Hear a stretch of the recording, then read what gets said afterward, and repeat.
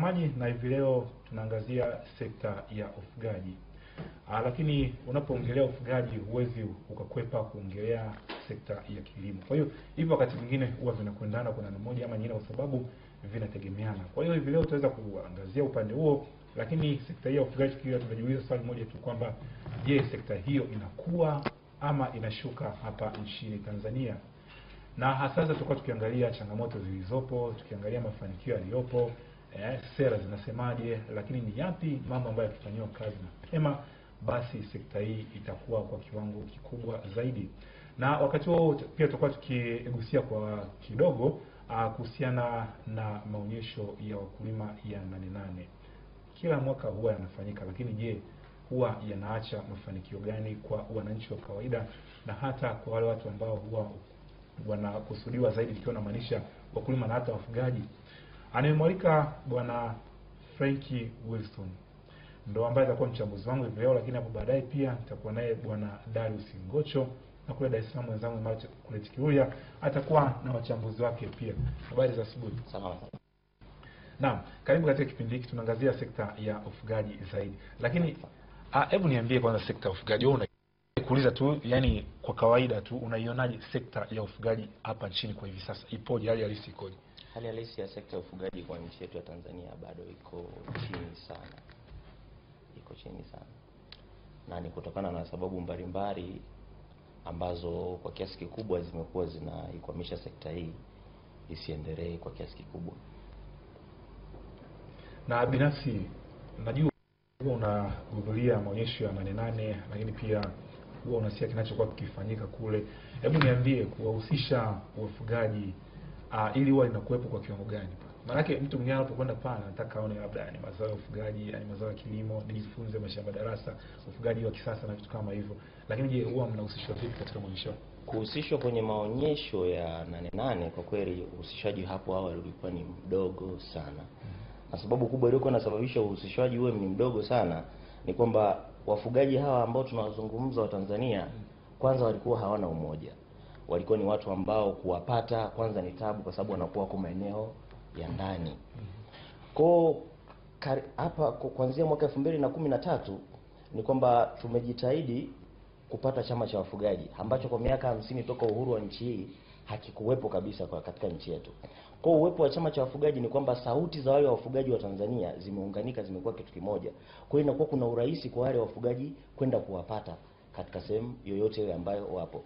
Na kingine zaidi ni kuongezea ni kwamba katika taasisi yetu sisi ya chama cha wafugaji, uongozi wetu sisi unaanzia katika ngazi ya kijiji, kata, wilaya, kanda na taifa. Kwa kama kuna mawasiliano mazuri ya kutuhusisha katika msimu huu wa Nane Nane ni kwamba wafugaji pia tuna vitu vingi ambavyo tuna uwezo wa kuvionyesha katika msimu huu wa Nane Nane.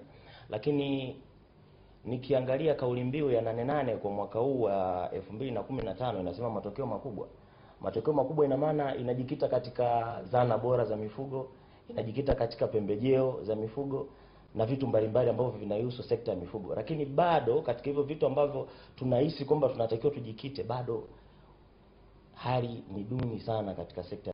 Bado hatujafikia hatua ya kusema kwamba sekta ya mifugo sasa ni sekta kubwa ambayo ina uwezo wa kuchangia pato la serikali. Kwa mfano ukiangalia kwa saizi inakadiriwa kwamba sekta ya mifugo inachangia 4.4 katika pato la serikali, kitu ambacho kwa uhalisia ni kidogo sana, na ukilinganisha na nchi yetu, takwimu zinavyoonyesha idadi ya mifugo tulionayo kwa Tanzania inaonyesha kwamba ni nchi karibuni ya pili saizi baada ya Sudani Kusini na Sudani Kaskazini kugawanyika. Kwa hiyo ni nchi karibuni ya pili saizi kwa wingi wa mifugo barani Afrika.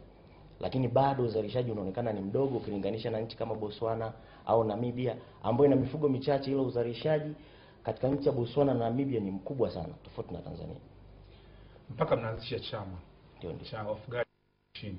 Mmeona kuna kitu gani ambacho ni kikubwa ambacho hata mkulima wa kawaida kule vijijini ambacho amepungukiwa mpaka mkasema kwamba ni lazima kuwe na sauti moja ambayo inaweza ikawasaidia watu kuweza kufanikiwa katika sekta nzima ya ufugaji? Mliona nini zaidi ambacho kilivutia mpaka kuweza kuwa na umoja huu? Kitu ambacho tulikiona tukafikiria kuanzisha chama hiki cha wafugaji ni kwamba kumekuwa na changamoto nyingi sana zilizopo katika hii tasnia ya ufugaji. Na kitu kingine nikukumbushe ni kwamba hata Mwalimu Nyerere aliwahi kuzungumza kwamba hapa nawaona wafanyabiashara, hapa nawaona wakulima, lakini hao wafugaji naona wanaelea. Ina maana ili serikali kufikia sehemu ambapo ulipo lazima uwe na sauti. Wafugaji hapo awali kwa miaka 50 toka uhuru wa nchi yetu walikuwa hawana sauti, ambayo sauti hiyo itawasaidia kufikisha hata changamoto ambazo zinawakabili. Kwa mfano leo ukiangalia kwa Tanzania, changamoto kubwa inayowakabili wafugaji ni tatizo la ardhi. Eneo la malisho kwa wafugaji halipo. Kwa sababu hata ukiangalia bajeti ya Wizara ya Mifugo ya mwaka 2014 na 15 inazungumza wafugaji wametengewa maeneo.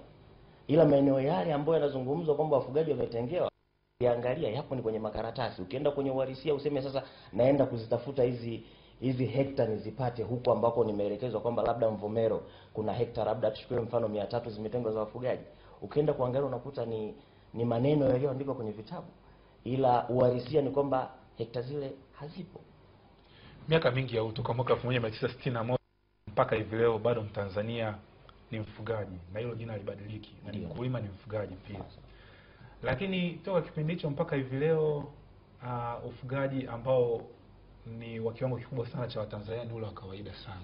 Kawaida unakuta mtu, tena hakuna utajiri mkubwa kama ufugaji. Kabisa. Unakuta mtu Msukuma huko sijui Nyashimo huko sijui wapi kule Simiyu sijui wapi huko wengine kule Mpanda wapi, kama vitu kama hivyo.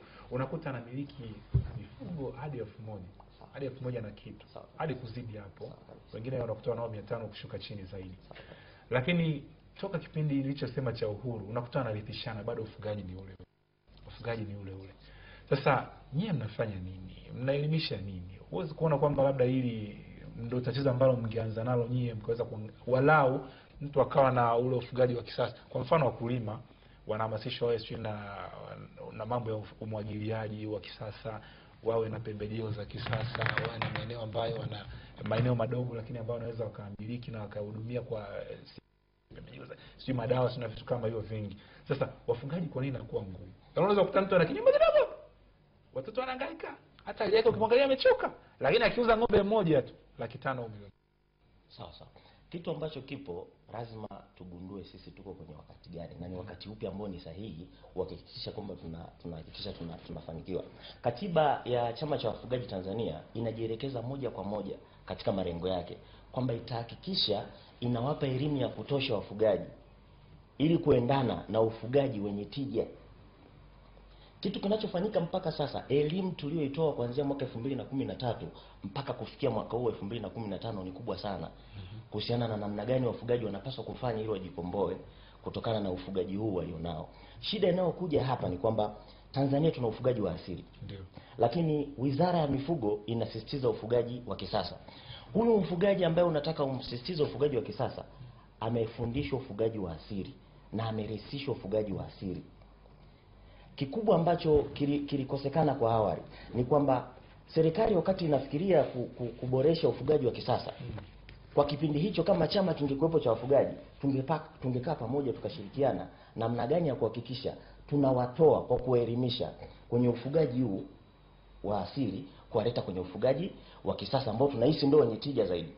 Lakini pia huu ufugaji wa asili ambao tunaozungumza kwamba leo hii katika Wizara ya Mifugo inasema una tija, ndio ufugaji wa asili ambao unafanikiwa katika nchi ya Spain.